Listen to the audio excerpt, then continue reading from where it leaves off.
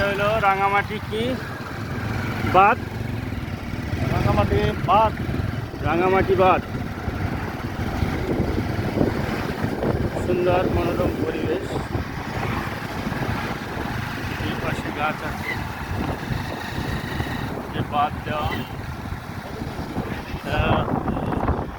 পাশে সিনারিটা খুব সুন্দর। রাঙামাটি বাঁধের প্রতি আমরা এখন যাচ্ছি। মনোরম দৃশ্য, মনোরম দৃশ্য। আমার সাথে আছে দীপেন্দ্র চাকমা, তার নিজের এলাকায় দেখতেছি খুবই মনোমুগ্ধকর একটা পরিবেশ। আসলে প্রাকৃতিক যে পরিবেশের একটা সান্নিধ্য, মানে আপনাকে সেই পাহাড়, নদী, সাগরে যেতেই হবে, মন ভালো হয়ে যাবে। পাহাড়, ঝর্ণা, নদী, সাগর, এই নিয়েই তো আমাদের এই বাংলাদেশ। খুব সুন্দর একটা পরিবেশ।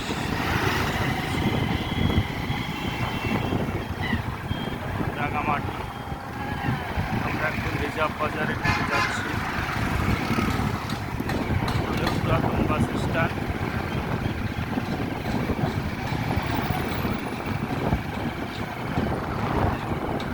পুরাতন বাস স্ট্যান্ড।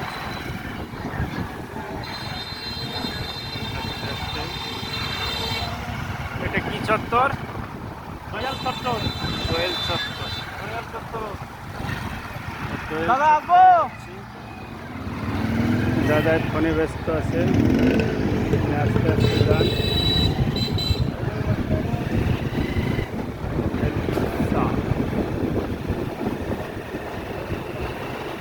পাহাড়ি রাস্তা, রাঙামাটি, হোটেল সোনার বাংলা।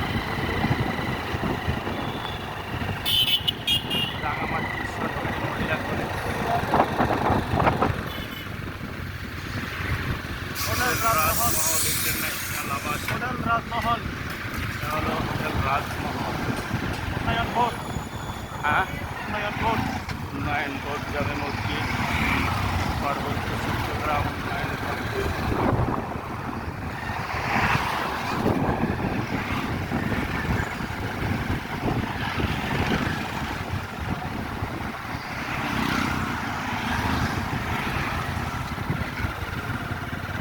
রিজার্ভ বাজার, সামনেই ফলোয়েল পার্ক। এটা কি শিশু পার্ক? এটা হলো শিশু পার্ক। ডান পাশে ফলোয়েল পার্ক।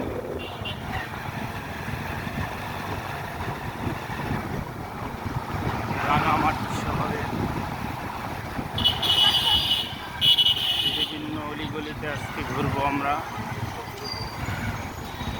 প্রাকৃতিক সৌন্দর্যের এক অপরূপ লীলাভূমি পার্বত্য চট্টগ্রামের এই রাঙামাটি জেলা।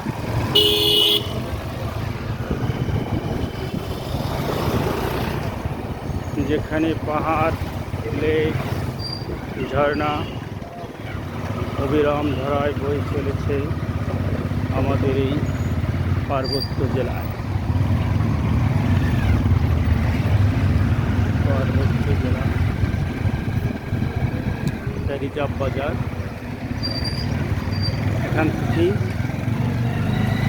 এই যে বড় বড় পাহাড়, লেক দেখা যাচ্ছে, লেকে মানুষ ঘুরতে আসে, টুরিস্টরা, পর্যটকরা। এই রিজার্ভ বাজার থেকে যাচ্ছে সবাই।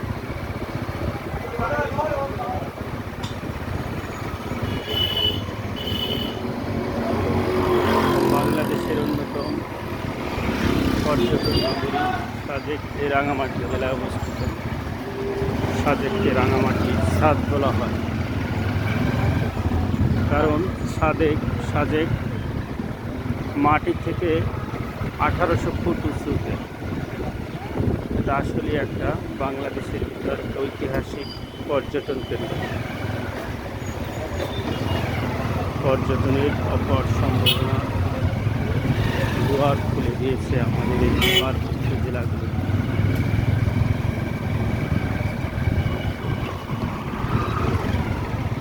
চলে আসলাম রিজার্ভ বাজারে। আমরা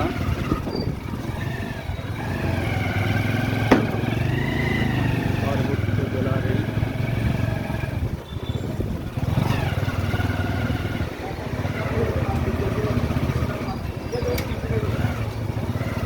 একেবারেই রিজার্ভ বাজার।